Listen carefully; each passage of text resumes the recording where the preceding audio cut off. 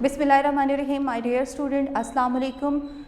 Today our lecture is second, subject is English, unit is 7 and topic are prepositional phrases and compound prepositions. Let's talk about prepositional phrases. Starts with a preposition and ends with a noun or noun pronouns as from Karachi. It is a prepositional phrase. In this example, from is preposition and Karachi is noun. Anything can be a noun that plays the role of a noun. Let's see the examples. From her. Her is pronoun with preposition from. It is working as noun. From sleeping. Sleeping is gerund with our preposition. From the man across the street. Noun phrase.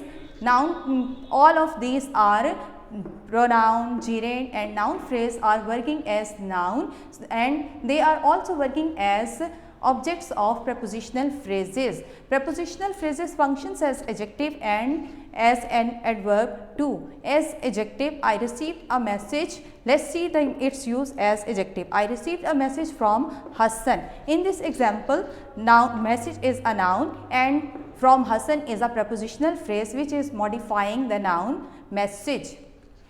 Let's see its use as adverb. Afridi played cricket for Peshawar before retirement. In this example, played is verb and before retirement is prepositional phrase and it is modifying the verb played. This was our topic of prepositional phrases. Let's talk about compound preposition. First see the compound. What is compound? Compound is a composed of or a mixture of more than one things. It can be 2, 3 or 4. Let's talk about prepositional compound prepositions. Compound preposition are those prepositions which are formed by adding preposition to a noun, an adjective or an other adverb. Examples are in front of, next to, in addition, in order to or in spite of, etc.